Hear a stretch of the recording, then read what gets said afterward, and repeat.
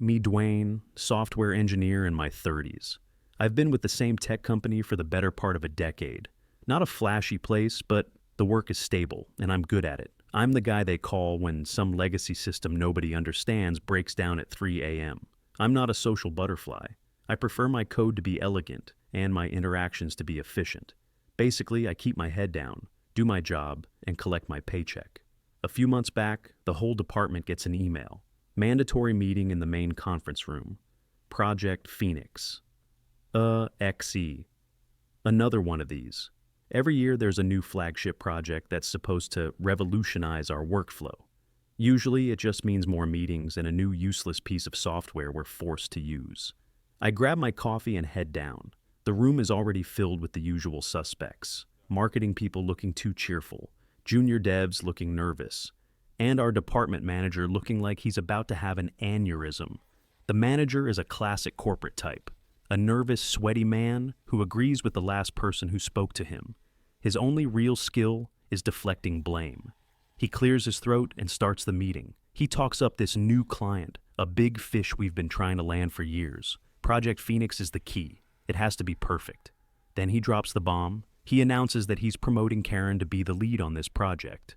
A collective internal groan fills the room, but everyone just smiles and claps politely. Karen, she'd been with the company for about a year.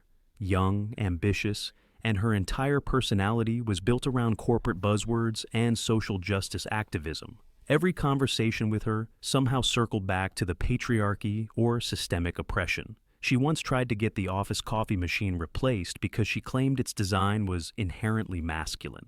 Nobody knew what that meant. Now she was in charge. Fantastic.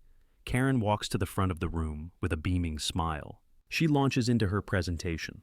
The first 10 minutes have nothing to do with technology. It's all about the project's ethos.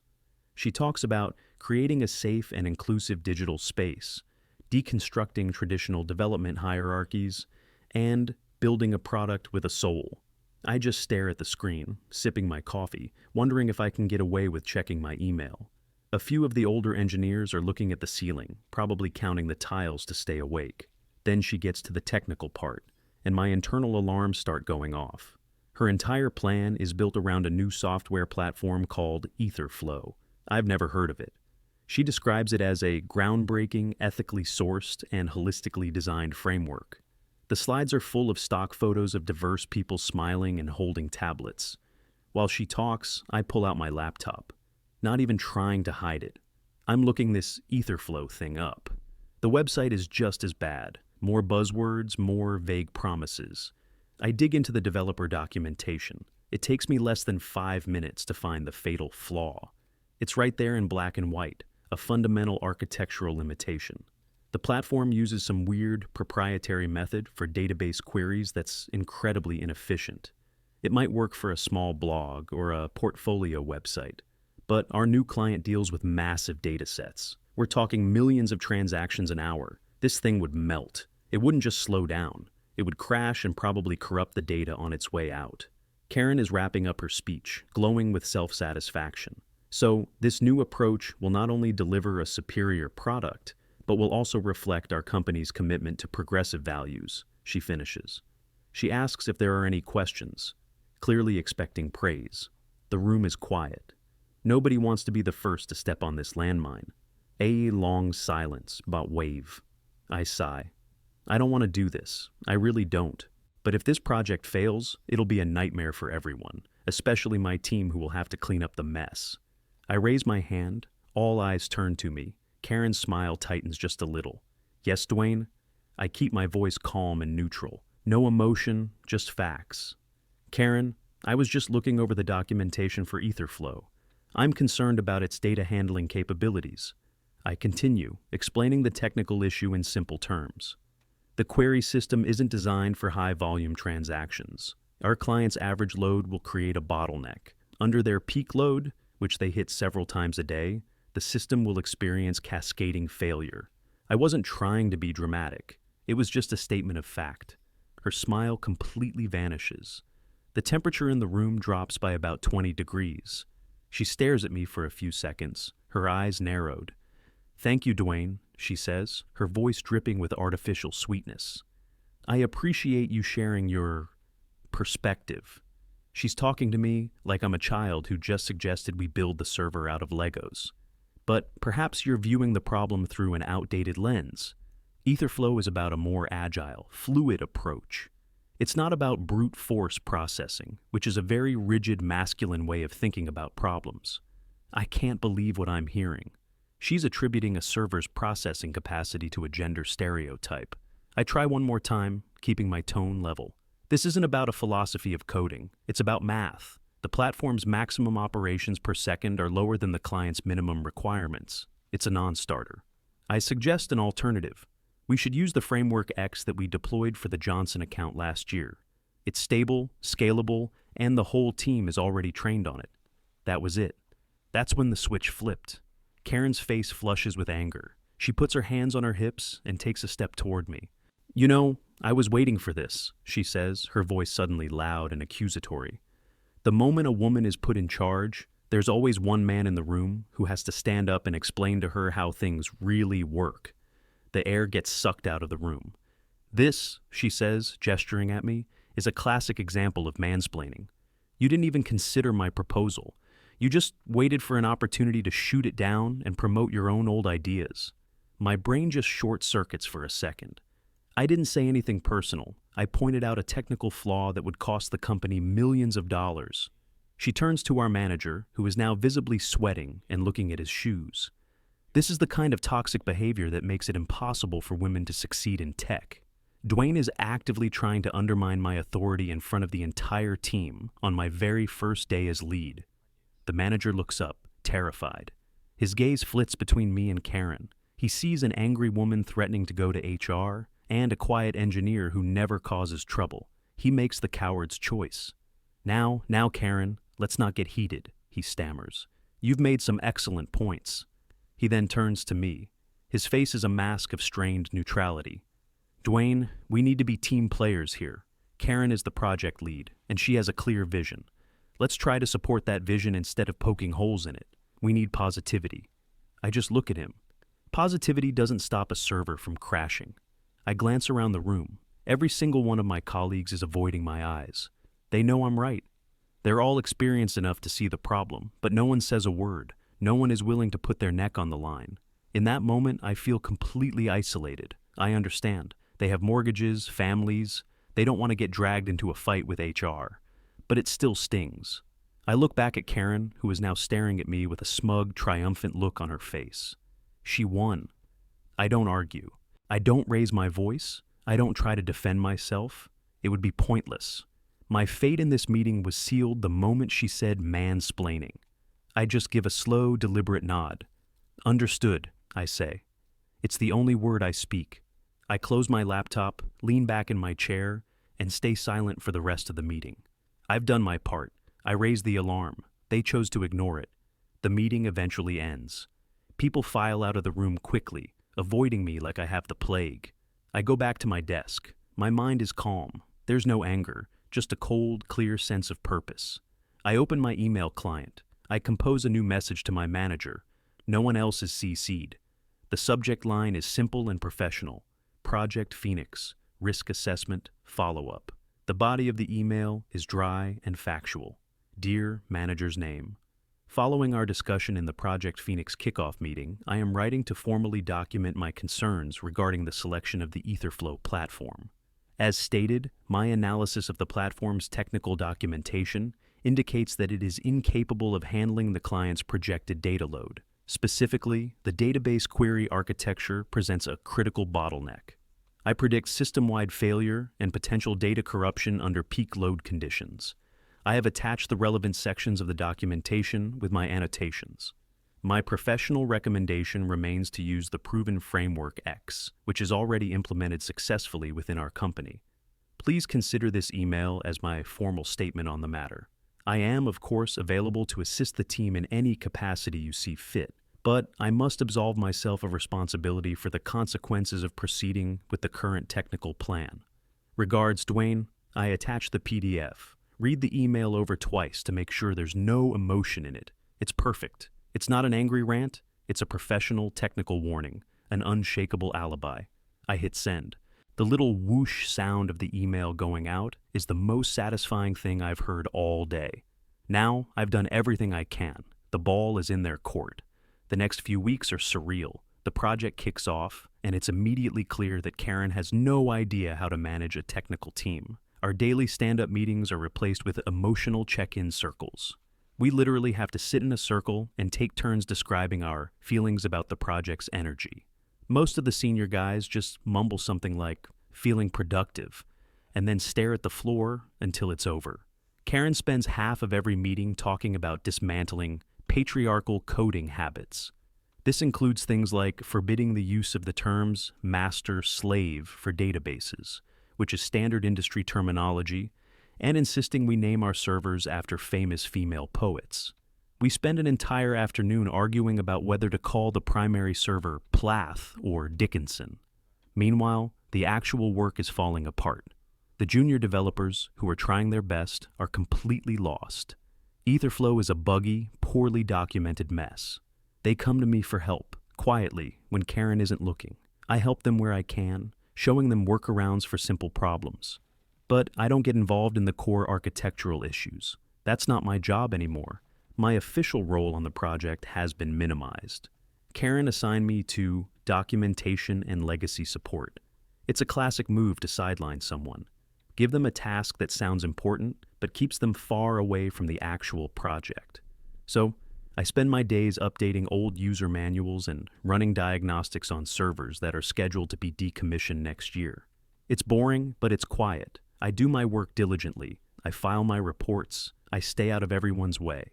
And in my spare time, on my own local machine, I start building something. I take the project requirements for Phoenix and start building a prototype using Framework X. The right way.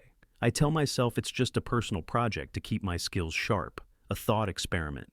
But I know what it really is. It's a lifeboat. The project lumbers on. Deadlines start getting missed. The first major milestone approaches. A demo for our internal stakeholders. The team is scrambling. They're working late nights, fueled by caffeine and quiet desperation. The demo is a disaster. The system is painfully slow. Features are half implemented. It crashes twice in the middle of the presentation. Karen is a master of spin, though. She blames the issues on incompatible hardware in the conference room and the negative energy brought by skeptics. She actually looks directly at me when she says that.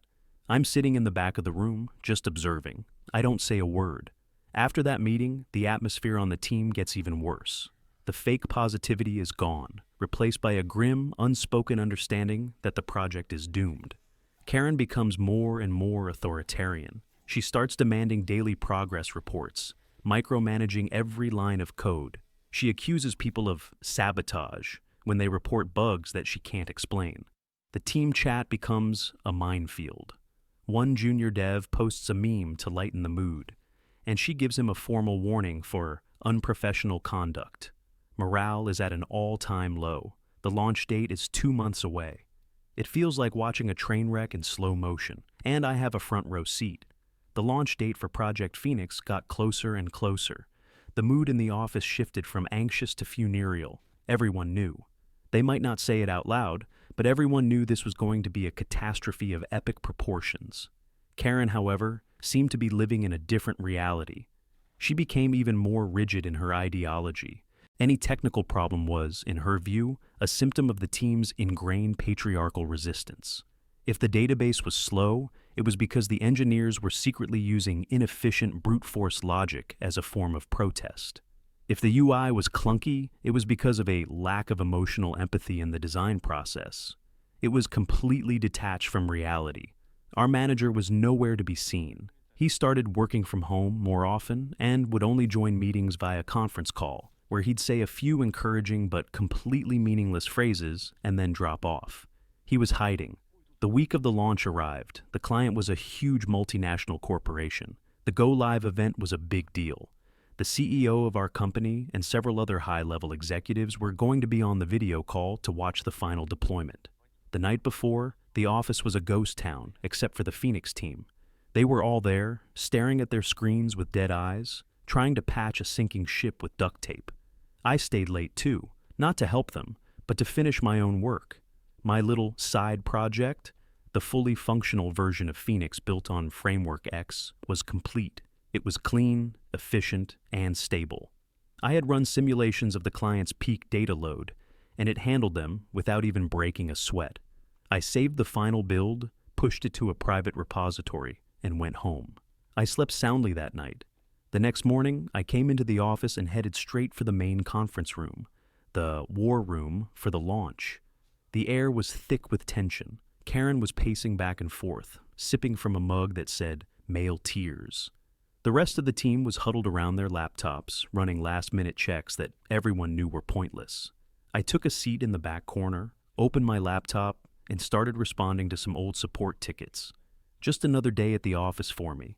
The big screen at the front of the room showed a countdown timer. At 10 a.m. sharp, the call with the client and our executives began.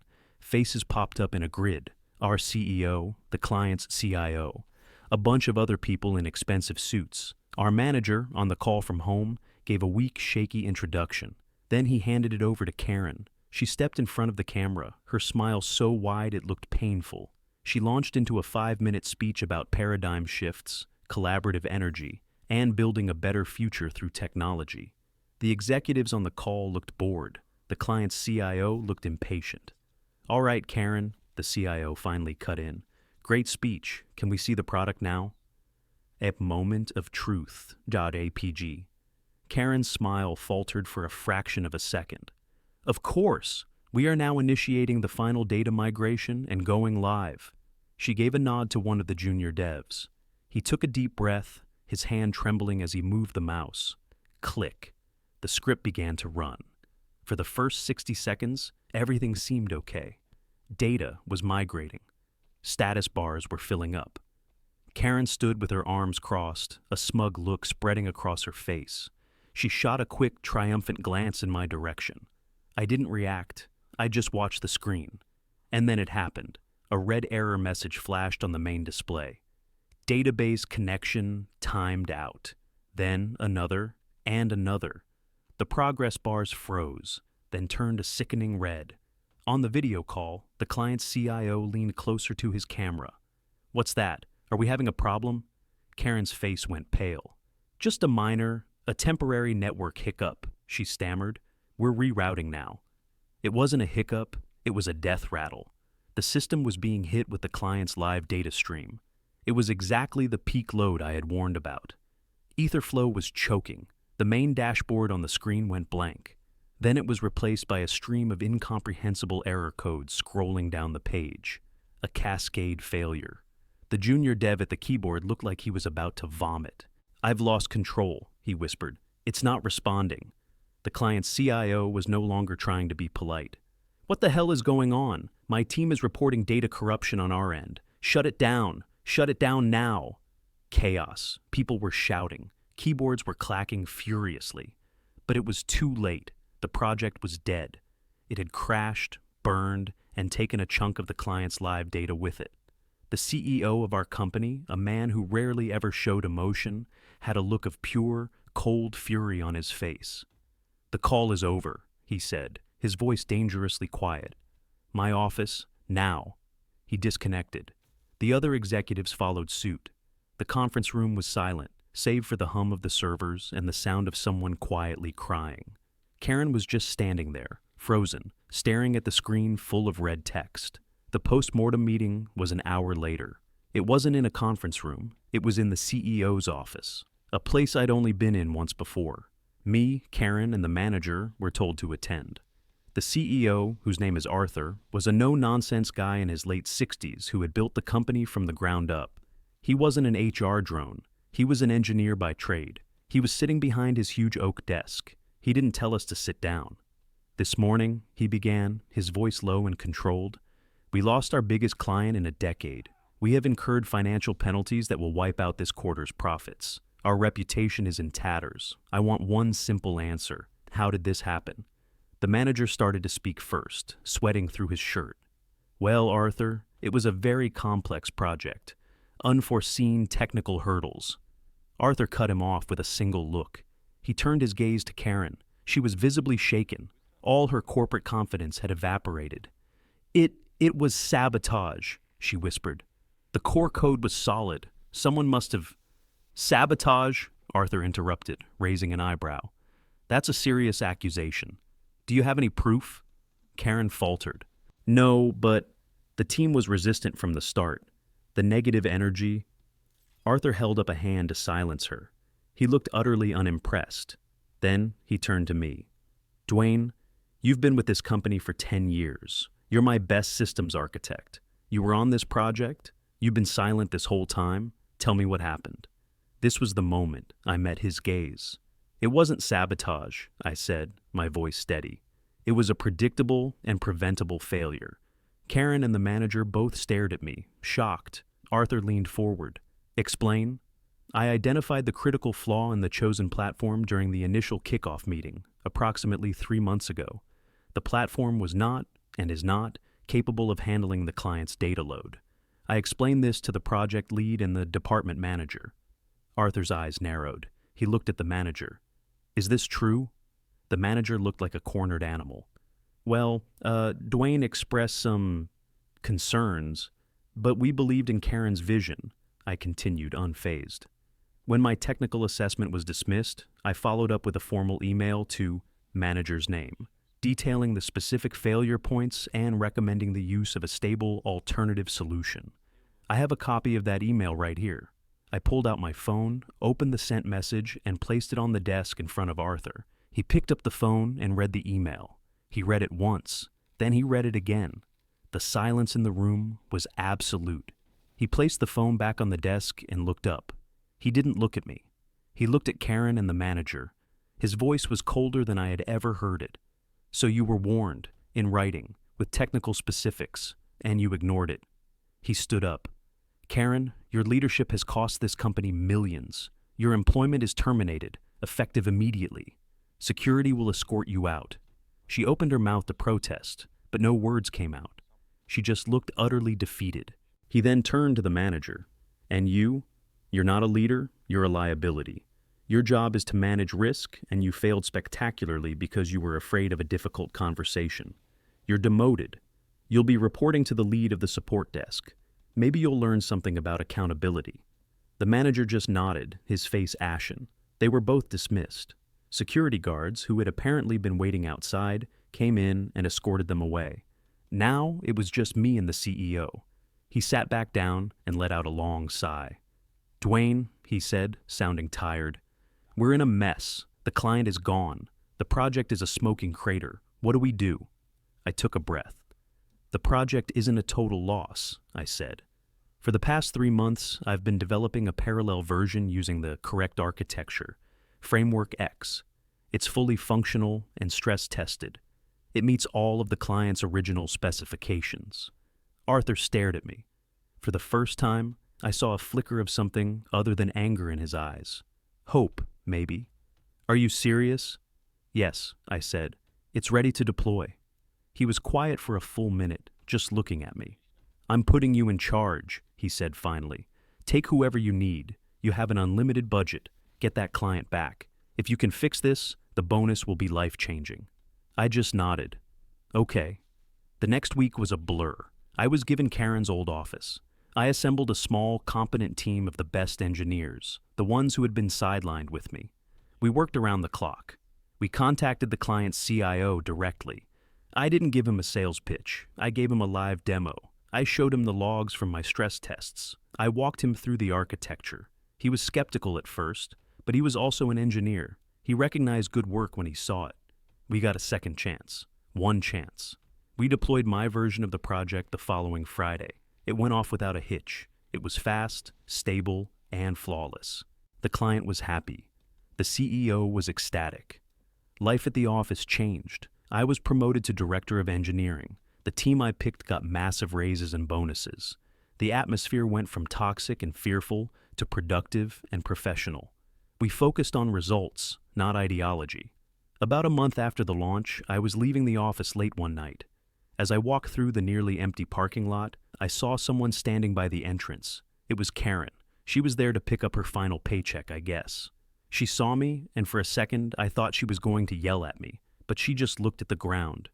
You were right, she said, her voice barely a whisper. I should have listened. I stopped and looked at her. There was no satisfaction in it for me, no feeling of victory. It was just sad. Just do good work, I said. That's all that matters in the end. I got in my car and drove home. I never saw her again.